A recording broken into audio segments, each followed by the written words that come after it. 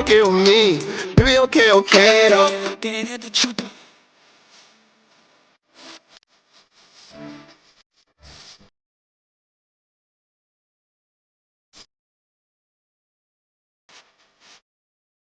Assalamualaikum warahmatullahi wabarakatuh. Kami dari kelompok 6 akan mempresentasikan hasil dari diskusi kami, yaitu mengenai breadth first traversal dan adjacency Listed matrix. Yang pertama itu ada breadth first traversal atau BFS, yaitu salah satu algoritma penjelajahan grafis yang mendasar yang memiliki banyak aplikasi dalam berbagai bidang seperti pencarian jalur terpendek, analisis jaringan sosial, dan pemrosesan gambar. BVS bekerja dengan menelusuri semua simpul di tingkat tertentu dari suatu grafik sebelum melanjutkan ke tingkat berikutnya. Metode ini memastikan bahwa semua simpul yang lebih dekat dengan simpul awal akan dikunjungi terlebih dahulu.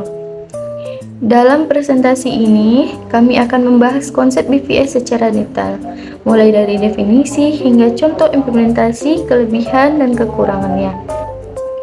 Baiklah, selanjutnya akan dilanjutkan oleh Ahmad Raihan.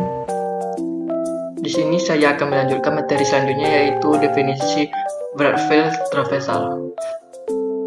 Breadth first traversal ini adalah algoritma yang digunakan untuk menelusuri semua simbol dalam sebuah graf dengan mengunjungi simpul-simpul ditingkatkan yang secara berurutan mulai dari simpul awal. Dalam BFS, semua simpul yang terhubung langsung disimpulkan awal akan dikunjungi terlebih dahulu. Kemudian simpul-simpul yang terhubung yang ke simpul-simpul tersebut, dan seterusnya. Proses ini berlanjut sampai semua simpul dalam paragraf telah dikunjungi. BFS secara efektif menjelajahi grafik secara gelombang yang menyebar keluar dari semua simpul, mengunjungi semua simpul pada jarak yang secara bersamaan. Yang pertama adalah mekanisme.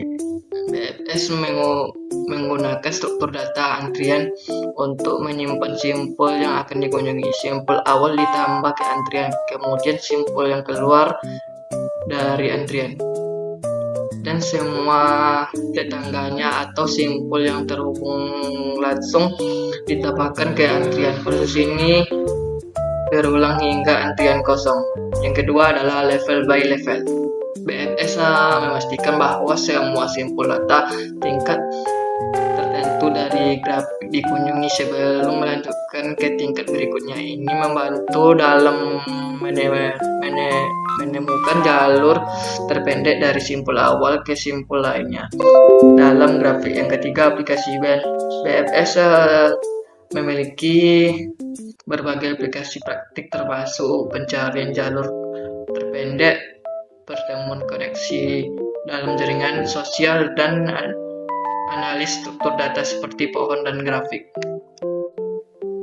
Contoh implementasi breadth first traversal. Misalnya kita memiliki graf dengan simpul A, B, C, D, E, dan F.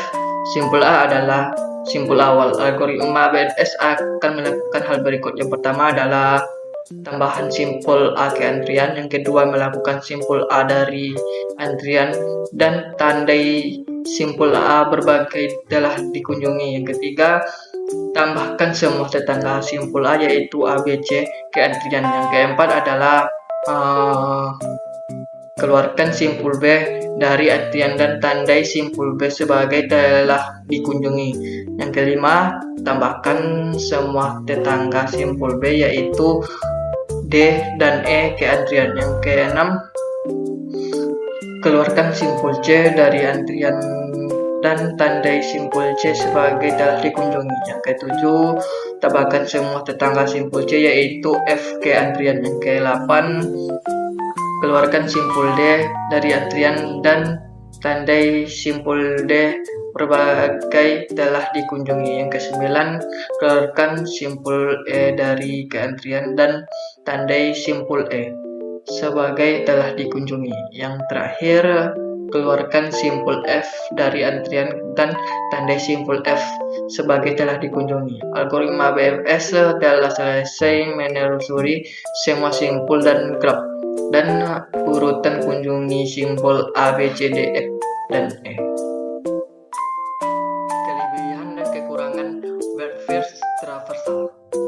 Breadth-First Traversal atau BFS memiliki sejumlah kelebihan dan kekurangan yang perlu dipertimbangkan dan di penerapannya. Berikut adalah beberapa poin yang perlu diingat. Kelebihannya yang pertama adalah menemukan jalur terpendek, memeriksa koneksi dalam jaringan, efisien untuk grafik yang nakal, relatif dan mudah dipahami dan diimplementasikan. Kalau kekurangannya, yang pertama tidak efisien untuk grafik yang dalam, yang kedua membutuhkan banyak memori untuk penyimpanan antrian, yang terakhir tidak selalu optimal untuk semua jenis grafik. Oke, materi selanjutnya akan disampaikan Abdul Rahman.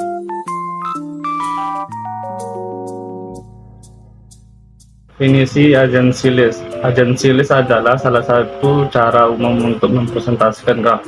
Dalam presentasi ini, setiap simpul dalam graf dihubungkan ke daftar yang berisi semua simpul yang terhubung langsung dengannya. Misalnya, jika simpul A terhubung ke simpul B dan C, maka daftar agensi untuk simpul A dan akan berisi simpul B dan C. Daftar agensi merupakan struktur data yang efisien untuk mempresentasikan graf, terutama untuk graf yang jarang.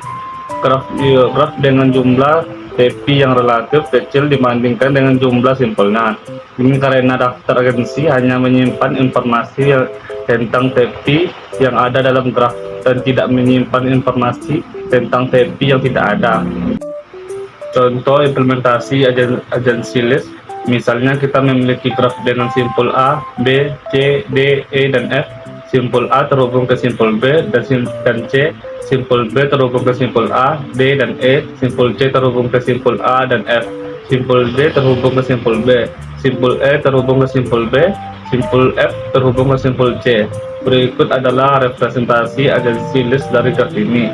Dalam representasi ini, setiap baris menunjukkan simpul dan daftar simpul yang terhubung langsung dengannya.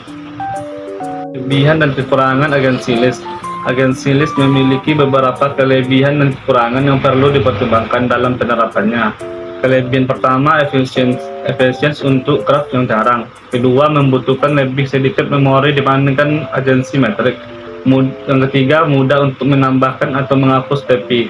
Yang keempat, memudahkan implementasi beberapa algoritma graf seperti BFS dan DFS. Kekurangan: yang pertama, sulit untuk memeriksa apakah dua simpul terhubung langsung. Kedua, membutuhkan waktu yang lebih lama untuk mengakses semua tetangga suatu simpul. Yang ketiga, tidak cocok untuk graf yang padat, graf dengan TP yang besar. Baiklah, di sini saya akan melanjutkan materi dari Abdul Rahman. Definisi agency metrik. Agency metrik merupakan cara lain untuk mempresentasikan graf yang menggunakan matriks untuk menyimpan informasi tentang koneksi antara simpul-simpul dalam graf. Dalam matriks agensi, setiap baris dan kolom mewakili simpul dalam graf. Elemen matriks pada baris I dan kolom J menunjukkan apakah terdapat tepi antara simpul I dan simpul J. Jika terdapat tepi, maka elemen matriks berisi 1. Jika tidak, maka elemen matriks berisi 0. Contoh implementasi agensi metrik. Misalnya, kita memiliki graf dengan simpul A, B, C, D, E, dan F. Simpul A terhubung ke simpul B dan C. Simpul B terhubung ke simpul A, D, dan E. Simpul C terhubung ke simpul A dan F. Simpul D terhubung ke simpul B. Selanjutnya, kelebihan dan kekurangan agensi metrik. Agensi metrik memiliki sejumlah kelebihan dan kekurangan yang perlu dipertimbangkan dalam penerapannya. Kelebihannya mudah untuk memeriksa apakah dua simpul terhubung langsung, mudah untuk menemukan semua tetangga suatu simpul, cocok untuk graf yang padat, graf dengan jumlah tepi yang besar. Kekurangannya tidak efisien untuk graf yang jarang, membutuhkan lebih banyak memori dibandingkan agency list, sulit untuk menambahkan atau menghapus tepi, membutuhkan waktu yang lebih lama untuk mengimplementasikan beberapa algoritma graf seperti BFS dan DFS. Baiklah, hanya itulah presentasi dari kelompok kami. Kami akhiri. Assalamualaikum warahmatullahi wabarakatuh.